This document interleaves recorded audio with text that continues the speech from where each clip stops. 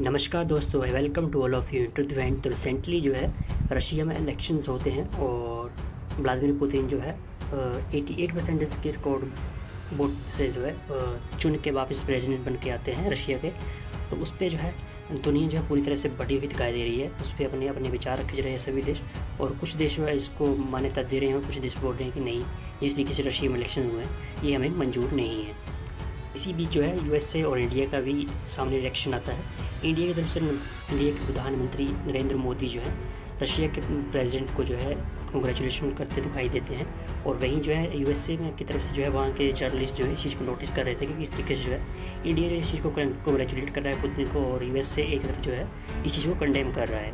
तो दोनों जो देश एक तरीके से स्ट्रेटेजिक पार्टनरशिप में बंधे हुए हैं और एक दूसरे के प्रति जिस तरीके से लगातार जो है दोनों देशों के रिश्ते जो लगातार बढ़ते जा रहे हैं, उस पर जो है एक दूसरे से बोलते दिखाई देते हैं कि दोनों देशों में कितना अंतर है, एग्री और डिसएग्री कर रहे हैं एक इलेक्शन पे। जैसे ही रिजल्ट आता है तो प्रधानमंत्री नरेंद्र मोदी की तरफ से कॉन्ग्रेचुलेशन का ट्वीट आता है व्लादिमीर पुतिन के लिए, और वो बोलते दिखाई देते हैं कि हम आगे इस स्ट्रेटेजिक पार्टनरशिप जो कि टाइम टेस्टेड है उस पर काम करना चाहेंगे और हमें जो है एक दूसरे के साथ काम करने में खुशी महसूस होगी। तो जीत के बाद जो है रशिया के न्यू इलेक्टेड प्रेसिडेंट जो कि व्लादिमीर पुतिन बन गए हैं दोबारा से, वो एक स्पीच देते हुए दिखाई देते हैं जिसमें जो चाइना का मेंशन ज़्यादा करते हैं। तो इस वीडियो को देखें पहले। China is working actively on the international stage and achieving a lot of success. They have a lot of friends across the world, and those attempts that are made by the unfriendly countries toward China, first of all, it has to do with the attempts to make all kinds of provocations around Taiwan, which is an inherent part of the People's Republic of China, and it has to do with the sanctions used against China to stop its development, to hinder its development. All these attempts are doomed to fail. So there is no doubt. तो Russian president का ये speech जो है काफ़ी मायने रखता है इन जो भी जियो पॉलिटिक्स।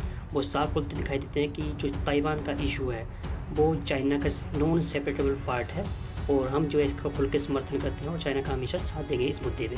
तो इस तरीके का स्टेटमेंट कभी भी जो है इंडिया के प्रति इनका दिखाई नहीं देता है, कभी भी देखने को नहीं मिला, और ये देखकर बैड भी लगता है। बट चाइना इस चीज़ को छोड़ने वाला तो नहीं था। जैसे ही ये स्टेटमेंट आता है रशियन प्रेसिडेंट का, वो इस चीज़ को बढ़ा चढ़ा कर जो है दिखाई नहीं लगते हैं, और स्पोक्स पर्सन और फॉरेन फेसबुक चाइना का वो साफ बोलते दिखाई देते हैं कि नहीं, इस चीज़ के लिए थैंक यू वगैरह, ठीक है। और अगर इन फ्यूचर जैसे रशिया पर सैंक्शन लगे हैं उस तरीके से अगर दुनिया जो है चाइना पर सैंक्शन लगाने की हिमाकत करता है तो ये बिल्कुल पूरी तरीके से फेलियर साबित होंगे।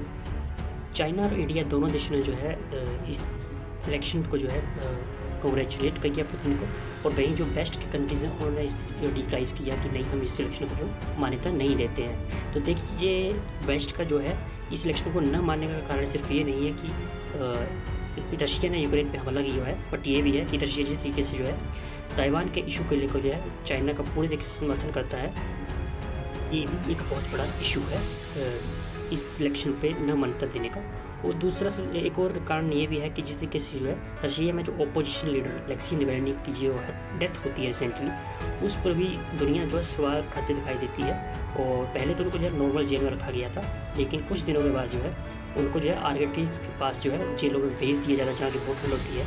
तो उसके बाद जो है वहीं जेल में ही उनकी डेथ हो जाती है, और रशिया के पीपल जो है सड़कों पर निकलते हैं, सब रोते दिखाई देते हैं, और उनकी डेथ को जो है एक तरह से जो है सामने आते हैं उनकी डेथ पे। और रशिया में जो है कॉमन चीज़ नहीं है, क्योंकि अगर किसी की डेथ होती है और अगर ऊपर से ऑर्डर आता है इस चीज़ को जो है आपने साथ नहीं देना है, तो लोग सड़कों पे बिल्कुल भी दिखाई नहीं देंगे।